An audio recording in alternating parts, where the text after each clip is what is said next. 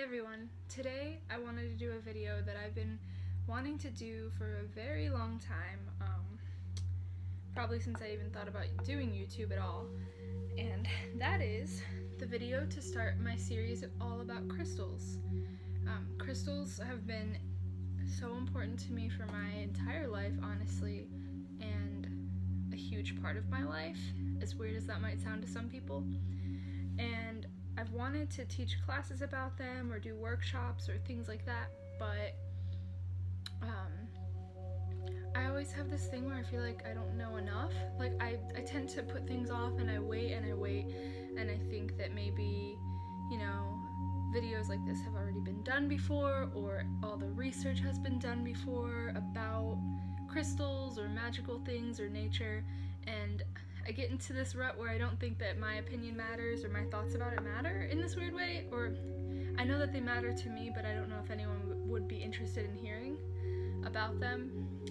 And I finally just realized that I need to not worry about that, because I can make excuses about things like, you know, I'll wait until I have a better camera or a better setup, or, you know, I feel like I'm not going to do something justice, but there's no reason to wait. Everything can be made in this time, and it's the right thing to do. So here I am. Also, I have a super exciting collab, my first collaboration with another YouTuber, I think ever, coming up really soon, and it's about crystals, so I wanted to get this intro video out here, and I'm so excited about this series. It's something that I can do at least while Josh is away, and it's helping to cheer me up because I really miss him, and it's only been a couple days. But it's something that I love myself, and it also gives me an excuse to buy more crystals, which I don't even need excuses for, but that way I can talk about crystals that I have at least one example of, and preferably larger examples of. The crystals I have here, it's actually what's one big quartz crystal, or I mean it was one big chunk. I'm trying to see how it fits together.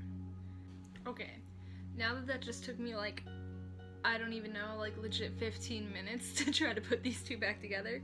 I don't know how. Either way, that's really funny. That's kind of a metaphor for what I'm gonna tell you about. But these quartz crystals used to be like one big cluster of crystals. So anyway, this is just clear quartz. There are some inclusions in there, which I will get into. Sorry, I just like burped. Anyway, quartz is always my go-to crystal, the one that I tell people if they have, you know, questions to start with, other than just things that they're drawn to. But quartz is like the beginning and the end to me. It's just it's the most important stone to me. So let's put these down.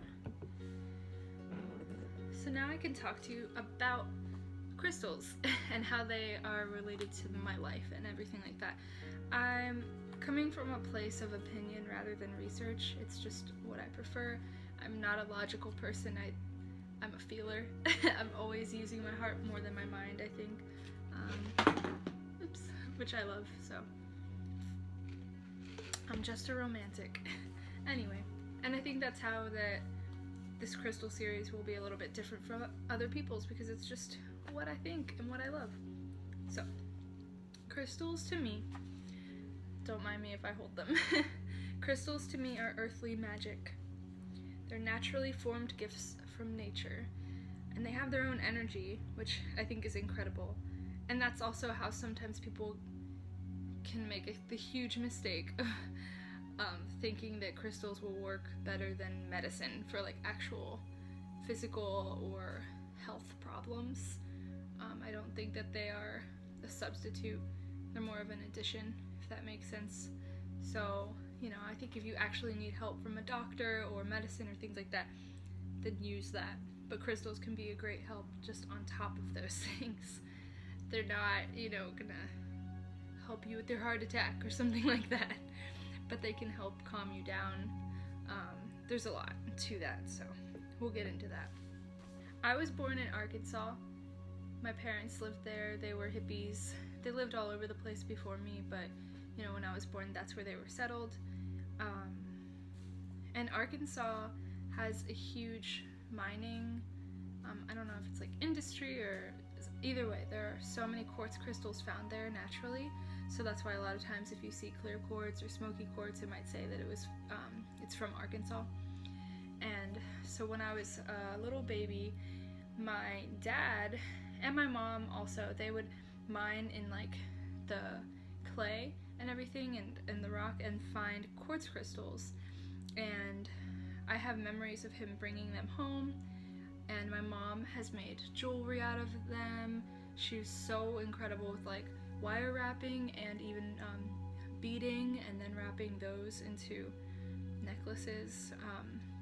And she also made sculptures, which I might show you in the future, and used the crystals as elements in those sculptures. So to me, just in my heart, crystals were this thing that connected my parents. So that was just a really deep connection for them. And my parents split up when I was really little. My mom and I left my dad in Arkansas, and it wasn't an easy thing at all. So to me, it's like this evidence of them being in love at one point, or them being together, which is why it's hilarious that this crystal that was actually theirs, it's broken into two, and I cannot figure out how to put it back together, even if I try really hard. So, but to me, it's just an evidence of their love, you know, whether or not it is to them. That's just something that makes me think of them. I don't know if anyone else out there has like divorced parents or parents that are split up. Mine were never married, but still, things take a deeper meaning to them than if you only have a few things from your parents' actual relationship. And I didn't grow up with my dad. I haven't seen him. Well, he passed away, but I haven't seen him since I was like 3. So things like this, like the few things that I have of him and of my parents' relationship, are like my most special possessions ever. Like the kind of thing where they're like, oh, if your house is burning down and you can only grab like one of your items, it's like probably literally be a crystal. Other than all my animals and my Josh. But they're not items. So then ever since, you know, I have these memories of quartz crystals specifically, but just rocks and all of that since I was a baby. I've always grown up with my mom getting me crystals as gifts. Whenever I go to like museum gift shops, that's what I'd want. She would get me them. I'd have dream catchers, and in the center, you know, they always have beads or crystals or things like that. So they're just so nostalgic and important to me without even researching anything. I didn't do any of that until I was older. And I also had never heard of people cleansing their crystals at all, until they've become honestly way trendy. Everything's becoming trendy a lot right now. Metaphysical ideas, spirituality, witchiness, Wicca, all of those things are becoming trendy, which is a double-edged sword, because it's great because then crystals are more, you know, widely available, and knowledge about them, information about them, and more people are really being healed by these ideas. But it's also bad because it leads to, you know, cruel manufacturing of things, and people are dying over mining, or people are over mining, things that I haven't even been able to get into with research. But still, I didn't know any of these things when I was little. I just loved rocks, and I would collect rocks, not just crystals, but rocks all the time growing up. So, I mean, I honestly would just spend all my money on my animals, rocks, outside, anything I can honestly find outside too. And I took a trip with my husband a couple years ago to Arkansas, and we really wanted to mine for crystals, but I can't remember. I think it was really just too expensive at the time, because you can go to an actual place and mine for them.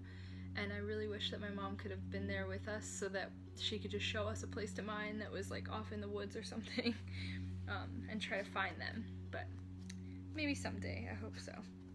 A lot of the crystals that I would have as a kid were like agate slices or geodes, because that's a lot of what's at museum shops too. And I also really love tiger's eye. It was a super special rock to me, which I'm sure I'll do a video on tiger's eye because I think it's just a really powerful stone. One of my favorite memories when I was a kid was when my family and I, so that's my stepdad and stepbrother and mom and me, when we went to Crystal Cave up in Pennsylvania when I was little, and we got to like take all of the sand and rock in water from the caves, and we got to sift through it, and we found all kinds of like, what was it? I think it was garnet or ruby and a bunch of quartz crystals and pyrite, and it was just like the coolest treasure hunt ever. I still have a bag, I'm pretty sure it's in a medicine bag with all these little rocks. So one thing to note is that, especially since everything's trendy now, is that there are lots and lots of natural crystals, you know, actually formed and found in nature, but then there are also so many varieties of man-made stones. Now, that doesn't necessarily make them bad. Sometimes it's just that they go through a process of heating the rocks to make them look differently, or a process of combining, almost like breeding animals in a way. That's how I see it, at least, like combining two different types of rocks or things like that. And I'd love to research more about that and talk about that in the future. My husband tends to not like any of the things that are unnatural. Like, he gets upset because he loves opalite, which is man-made, or I love goldstone, and he really loved how it looked, but he was upset that it was man-made, or like some things are just glass, they're not even minerals. But I don't mind it. I just think that it does matter when it comes to energy, and if you are, you know, a witch or Wicca, practicing Wicca, I just think that the energy of something that's not necessarily natural, it changes things. I think that you should know that and know what you're working with, because that's a whole different intention there with other people involved. And then something else that most people will be familiar with, even if they're not into rocks like me or maybe you, is actual crystals and minerals that are cut by lapidaries. Those are people who cut stones into shapes. So aka your diamond rings, all the different facets and different cuts of stones, or so many different things with jewelry that, you know, it depends on the hardness of the rock, but they can cut them into different shapes. Like, I've seen, you know, rocks cut into moon shapes, or I mean everything, even like how they make beads carved into little wolves and faces and all of that. Those are obviously influenced by people. So usually if somebody doesn't know anything about crystals or isn't interested in it, their main question would be, what are they for? Why do you have rocks? Why would you buy a $70 rock? Or, I mean, there's really more expensive than that. So some of the basic things that people use them for are mental and sometimes physical healing and growth. They can also use it to focus for different points in their life or seek guidance. Obviously decorative, that's been happening for ages and ages, where people use jewelry and accessories and headpieces, and, you know, crystals have been, I mean, lapis lazuli is so relevant in like Egyptian culture. There's just so many different stones that have been used for decoration for years and years and years, and a lot of times it's because of their symbolism, because of what they stand for, and what they can bring to you, that people have been wearing them. That's the ultimate protection, is wearing the crystal with you everywhere you go. Also, a lot of people, you know, that find crystals just love how they look. I mean, when you find the ones that you love, they're just beautiful. And especially when you decorate your home with things that you love to look at, it makes you feel happy. So I don't think that there's anything wrong with just loving how something looks and loving it for that main reason, just wanting to be around them. Crystals are also associated with different chakras in your body, different zodiac signs, I'm sure, as you know, like birthstones, I don't know where the origin of those are because sometimes they don't make any sense to me, but still, birthstones, you know, most people have heard of that. Different parts of your body, and all stones have different characteristics based on them. Even from rock to rock, it feels differently. A lot of people talk about if they are picking out a crystal that they feel like a tingling sensation, or like as if the rock is vibrating or moving, and they just know. I've never had that happen, and I'm somebody who believes in a lot of things, and like I said, I'm a romantic, but I just know what I like. So if I'm in a store, I just go for, you know, whatever feels right. When I pick it up, I don't want to put it down, and I know that I want to take it home then. And in the more recent years, I've been going for larger crystals, because I was always collecting smaller ones growing up, and now I really love to have like a good sized chunk of a crystal in my home. I believe that crystals can actually help with physical illness, or especially mental. I haven't done as much research into how they can help you physically, but I do know that your intention and how you feel mentally is incredibly important to your physical health. Mainly my entire life, anytime I've gotten sick or worn down, it's always because of stress, and it's always because of how I'm feeling in my mind and in my heart. And if anything can help ease that pain, then it can help my body. And it can help my body not self-destruct. So something that I've seen with people is that a lot of crystals, especially tumbled stones, the really smooth ones, and palm stones, things that you can hold in your hand that are smooth, really help with anxiety and with anxious people, because just being able to hold things and move things around in your hand gives you something to do and to think about, rather than worrying about everything else that's going on around you. And I carry crystals with me usually, always. I have at least one in my purse all the time. I bring them for good luck, little tiny ones like in my pocket for different, you know, if there's a test or an event or just something that I'm just very worried about, a car ride, a trip somewhere. I always have a rock with me. A lot of people use crystals too in Reiki healing, or with yoga. You can place a crystal and focus your intention on that, or focus your mantras on those crystals. People use it in meditation so often. Something that I want to learn about is crystal healing for animals. That just sounds incredible to me. I've only gone so far as just to place my crystals on like my cats, and they seem to love it, but yeah, I want to learn more about that.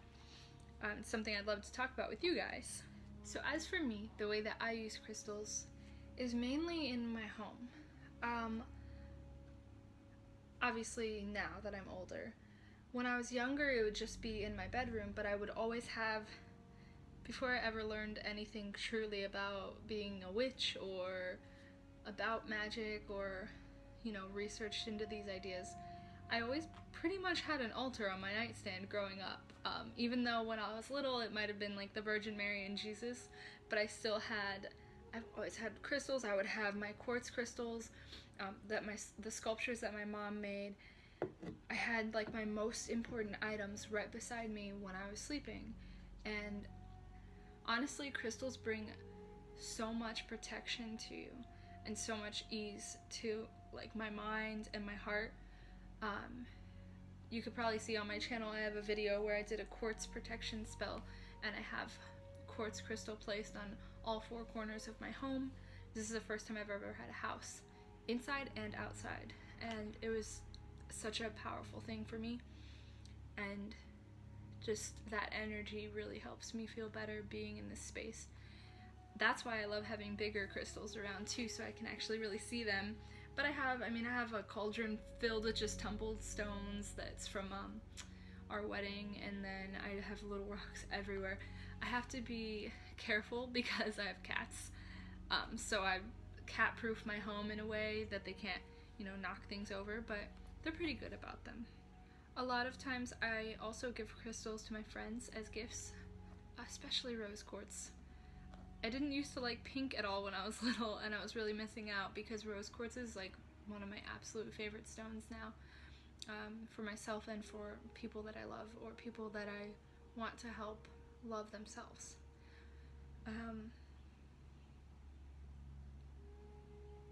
I use a lot of crystals on my altar spaces.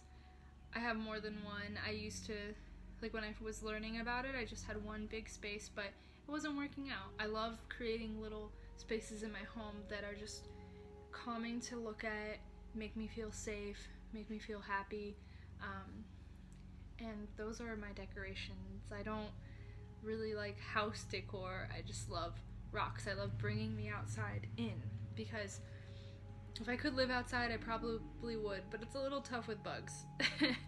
But other than that, I love everything outside. I do wear some crystal jewelry. I'm pretty bad about jewelry because I love it so much, but I tend to just love the feeling of being minimal. And that's just more recent. When I was a kid, I would wear like 50 necklaces, but I do have crystal jewelry. I like to make it, and I also, I'm not wearing it right now, but my wedding and engagement ring is moonstone from my husband, and it's the best. It's my favorite, which he knew. Some stones that I really look for in my life are, like I was talking about, palm stones, or my mom loves worry stones, which are the ones that you can rub your thumb on that really help. But I love, it just has to feel right in the palm of my hand. That's pretty much my test. And a lot of times too, especially through college, I would use crystals on my forehead, or honestly a lot of times on my forehead, on my mouth, or just like on my chest or stomach. Like when I'm laying down, I'd place them there, and they're really cold, to calm down. It's a good focal point on your third eye, really, not really my forehead, but my third eye, during meditation too. And then with yoga, I will place them like at the end of my mat. I really love doing that. I've done a couple crystal grids, and that's something that's a whole other subject, so I'd love to get into that. Or mandalas, making a mandala shape out of them. A lot of times I would fall asleep with crystals on me, and they'd just end up somewhere else in my bed, and I couldn't find them. So I've definitely lost a lot of crystals in my life, small ones, but to me, I might be upset at the time, but I feel like that just means that the crystal is going to somebody else that it needs to, you know what I mean? Like, passing it on. I'm definitely gonna have to make a video about amethyst though, because we have a strange relationship, and I'll have to let you know. Alright, down to like my last subject, because I don't want to talk too much in just this one video, since it is just an intro, and I will be repeating myself and rambling on forever, because this is my thing. Like, rocks mean everything to me, weirdly. Which makes sense that I fell in love with an earth sign. So, something that is sort of tough for me to wrap my head around, because I hadn't done this for years, is that it is really recommended and important to a lot of people to cleanse their crystals, especially when you purchase them, and that means cleansing them of negative energies that could come from, you know, previous holders, owners, things that are happening in the shop. You know, they pick up on all these negative energies sometimes and hold them in. And the way that you can cleanse them, there's a few different ways, which I'll go into more in the future, but either through the moon, the sun, sage, very often Palo Santo, the same way that you would cleanse your space in your home or yourself. Moon water sometimes, but you have to be careful because some rocks will dissolve in water or will release toxins, so you have to be careful for yourself. But I never did this as a kid, and I think it's because I've always worked naturally and energetically. Not to say that cleansing them is not natural, but to me, the way I feel about it is that when I would hold something in my palms and think about it and love it, that is cleansing.